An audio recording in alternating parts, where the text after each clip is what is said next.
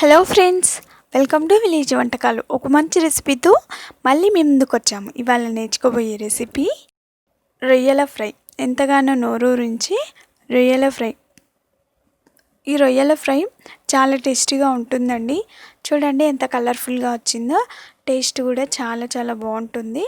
ఈ రొయ్యల ఫ్రైని చపాతీలో కానీ అండ్ రైస్తో కానీ తీసుకుంటే చాలా బాగుంటుంది.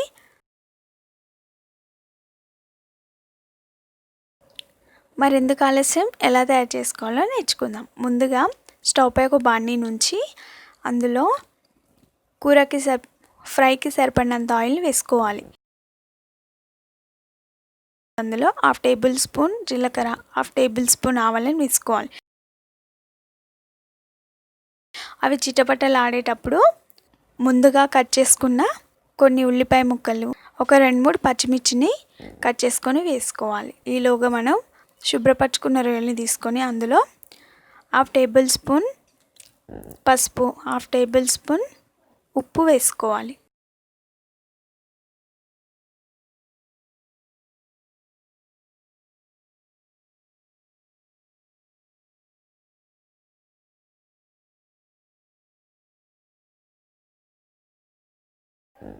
హాఫ్ టేబుల్ స్పూన్ అల్లం వెల్లుల్లి పేస్టు, 1 టేబుల్ స్పూన్ కారము,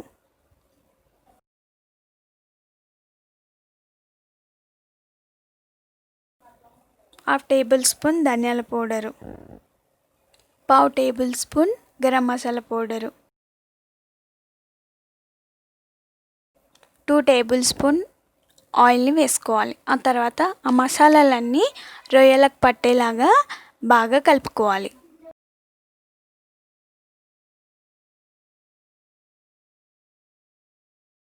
దీనిని ఒక అరగంట నానబెట్టుకోవాలి. ఇలా నానబెట్టడం ద్వారా మసాలాలన్నీ రొయ్యలకు పట్టి రొయ్యల ఫ్రై చాలా టేస్టీగా వస్తుందండి.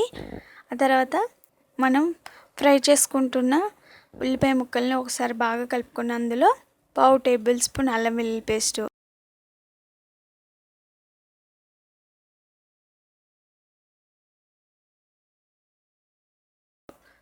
1/2 టేబుల్ స్పూన్ పసుపుని వేసుకోవాలి. మనం ముందుగా రెడీ చేసుకున్న రొయ్యలని దాంట్లో వేసుకోవాలి.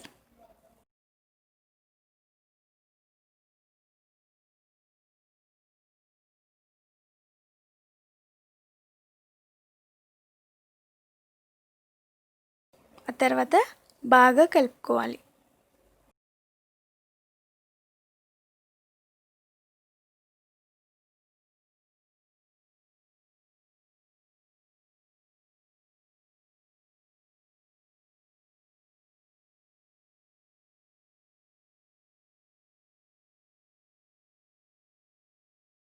ఆ తర్వాత ఒక రెమ్మ కరివేపాకుని వేసుకోవాలి.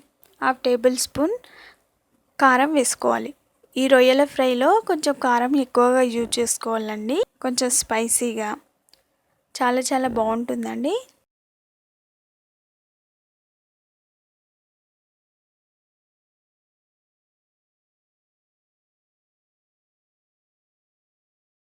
కొంచెం ఫ్రై అయిన తర్వాత అందులో 1/2 టేబుల్ స్పూన్ ధనియా powder, 1/2 tablespoon garam masala powder వేసుకొని బాగా కలుపుకోవాలి.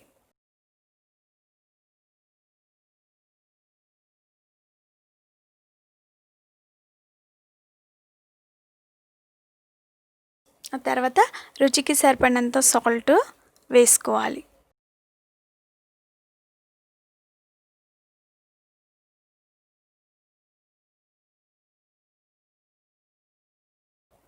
ఆ తర్వాత అందులో హాఫ్ నిమ్మకాయని తీసుకొని ఆ నిమ్మరసాన్ని దాంట్లో వేసుకోవాలి.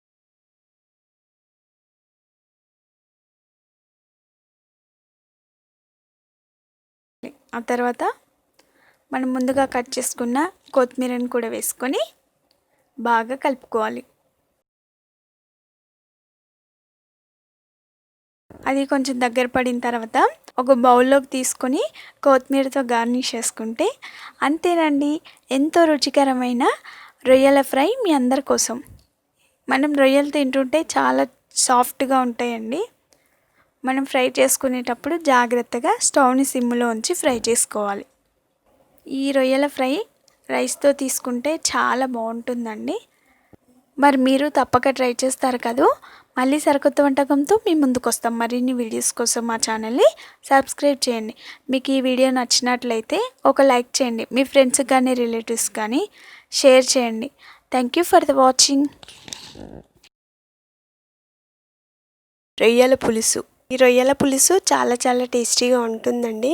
ఈ ప్రాసెస్ ఫాలో అవ్వండి. రొయ్యల పులుసు చాలా టేస్టీగా రెడీ చేసుకోవచ్చు. మరి ఎందుకు ఆలస్యం, ఎలా తయారు చేసుకోవాలో నేర్చుకుందాం. రొయ్యల్ని శుభ్రపరచుకొని దానిలో ఒక నిమ్మకాయని తీసుకొని దాని జ్యూస్ని దాంట్లో వేసుకోవాలి. ఆ తర్వాత 1/2 టేబుల్ స్పూన్ పసుపు, 1/2 టేబుల్ స్పూన్ ఉప్పు వేసుకొని బాగా కలుపుకోవాలి.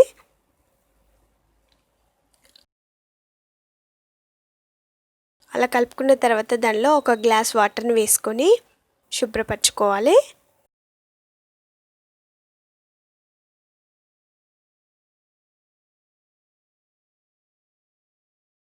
అలా శుభ్రపరచుకోవాలి. ఆ తర్వాత స్టవ్ పై ఒక లోతైన గిన్నె నుంచి అది వేడైన తర్వాత అందులో పులుసుకి సరిపడినంత ఆయిల్ వేసుకోవాలి. 1/2 టేబుల్ స్పూన్ జీలకర్ర, 1/2 టేబుల్ స్పూన్ ఆవాలను వేసుకోవాలి. అవి చిటపటలాడేటప్పుడు ముందుగా కట్ చేసుకున్న ఉల్లిపాయ ముక్కల్ని దానిలో వేసుకొని ఫ్రై చేసుకోవాలి.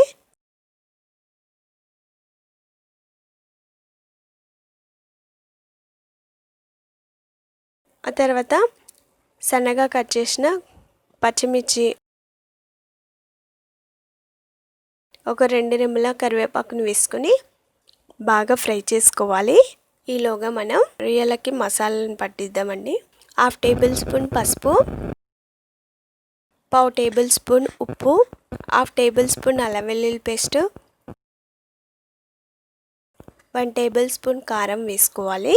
ఆ తర్వాత 1/2 టేబుల్ స్పూన్ జీలకర్ర మెంతుల పౌడర్, 1 టేబుల్ స్పూన్ ధనియాల పౌడర్, 2 టేబుల్ స్పూన్ ఆయిల్ వేసుకొని ఆ మసాలాలన్నీ ముక్కలు పట్టేలాగా బాగా కలుపుకోవాలి.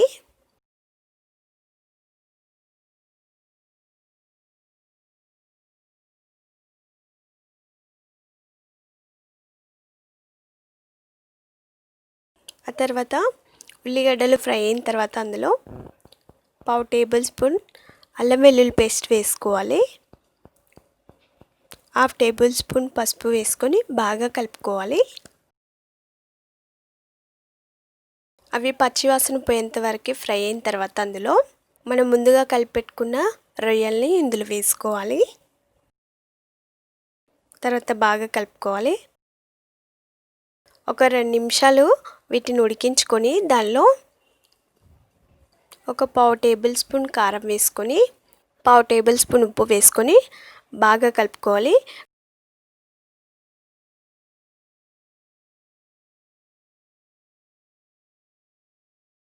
కారం ఒక నిమిషం మగ్గిన తర్వాత అందులో చింతపండు గుజ్జుని వేసుకోవాలి. వేసుకొని బాగా కలుపుకోవాలి.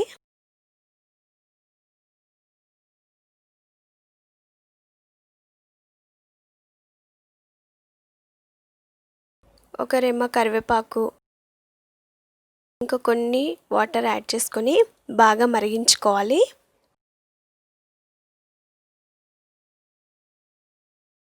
ఆ పులుసు మరిగేటప్పుడు అందులో 1/2 టేబుల్ స్పూన్ జీలకర్ర పౌడర్, రుచికి సరిపడినంత ఉప్పు, 1/2 tablespoon garam masala powder వేసుకొని బాగా కలుపుకోవాలి.